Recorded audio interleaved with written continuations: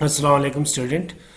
This is M S Khattak. आज हमारे पास है टॉपिक प्रॉब्लम है हमारे पास 4.1 या हमारे पास इलेक्ट्रो डायनामिक्स डीजे ग्रिफ्थ की बुक से 4th एडिशन से।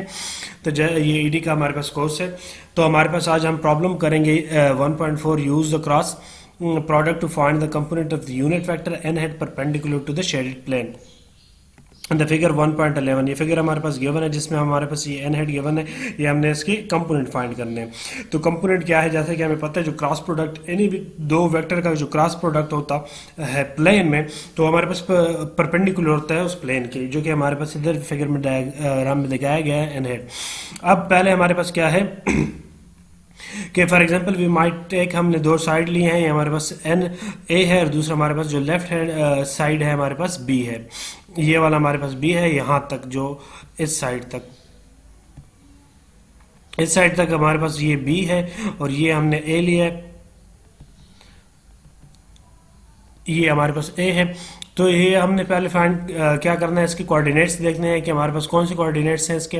तो उसके लिए हमने क्या किया कि ए हमारे पास क्या है, एक्स और वाई प्लेन में। अब एक्स का हमारे पास कौन सा कंपोनेंट आएगा, नेगेटिव, क्योंकि हमारे पास जो ये एन हेट है वो परपेंडिकुलर 3D में है, तो इसका जो पॉजिटिव नहीं बल्कि नेगेटिव कंपोनेंट आएगा, माइनस एक्स सॉरी, तो माइनस एक्स आएगा।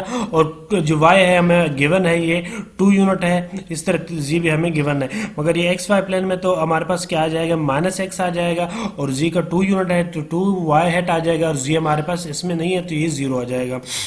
तो हमारे पास a is equal to -1 x head plus 2 y head plus 0 z head. Similarly हम हमारे पास जो बी साइड जो हमने लेफ्ट साइड ली है बी, इसके हम कोऑर्डिनेट्स देखेंगे ये हमारे पास कैसे है। सिमिलरली इसमें भी हमारे पास जो x होगा वो उसका नेगेटिव कंपोनेंट होगा, यानी माइनस एक्स होगा, -1 एक्स हेड होगा, जी हमारे पास 3 है, और हमारे पास क्योंकि एक्स और जी प्लेन में है तो वाई नहीं है इसमें, तो वाई हमारे पास 0 आएगा।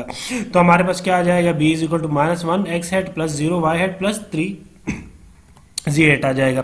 अब हम क्या करेंगे, क्रॉस प्रोडक्ट फाइंड करेंगे, ए क्रॉस बी। हमारे पास क्या है, A cross B X head Y head Z head. तो जब हमारे पास एक्स के नीचे हम ए बी के एक्स वाली कंपोनेंट यानी -1 लिख लेंगे, वाई के नीचे 2 और 0 लिख लेंगे, और जी के नीचे हमारे पास क्या आ जाएगा, 0 और 3 आ जाएगा, ये लिख लेंगे। अब हमारे पास प्रोडक्ट लेने का तरीका क्या है कि ये जो जैसे एक्स डायरेक्शन में हमने पहले फाइंड करना है, तो उसके जिस रो और जिस कॉलम में होगा वो हम छोड़ देंगे, यानी x आ जाएगा हेड, और ये आपस में n को मल्टीप्लाई कर लेंगे, 2 और 3 मल्टीप्लाई 6 आ जाएगा, बीच में माइनस और 0 मल्टीप्लाई 0 ये आ जाएगा। फिर हम इस तरह y लेंगे, y में हमारे पास क्या आ जाएगा, y के लिए हम सिमिलरली जिस रो और जिस कॉलम में है हम वो छोड़ देंगे। तो उसके लिए हम क्या है, ये अब ये रो जिसमें वो है हमारे पास ये, और ये हम छोड़ लेंगे, यानी -1 मल्टीप्लाई 3 कर लेंगे, और बीच में माइनस होगा 0 मल्टीप्लाई -1 कर लेंगे। सिमिलरली जी के लिए हम हमारे पास ये और ये छोड़ लेंगे रो और कॉलम, और इन को आपस में मल्टीप्लाई कर लेंगे, -1 मल्टीप्लाई 0 और -1 मल्टीप्लाई 2। तो ये हमारे पास ये आ जाएगा, ये वाली टर्म। जो इसको हम सिंप्लीफाई करेंगे तो हमारे पास क्या आ जाएगा, a cross b is equal to 6 x head plus 3 y head plus 2 z hat. Now to find the magnitude, magnitude के लिए हम क्या करेंगे, सिंपल फार्मूला अप्लाई करेंगे, जैसे हमारे पास होता है r is equal to x square plus y square plus z square whole under root. तो a क्रॉस b का मैग्नीट्यूड हमारे पास क्या होगा, एक्स वाई जी कंपोनेंट जो है उसका स्क्वायर, यानी 6 का स्क्वायर प्लस 3 का स्क्वायर प्लस 2 का स्क्वायर आ जाएगा। तो हमारे पास क्या है, 6 square plus 3 square plus 2 square, जो कि हमारे पास 7 आ जाएगा। Now to find the component of unit vector, unit vector जो कि हमने n फाइंड करना है, और n हमारे पास क्या है, जो कि हमारे पास a cross B cross product के थ्रू हमने फाइंड करना है। तो हमारे पास क्या आ जाएगा,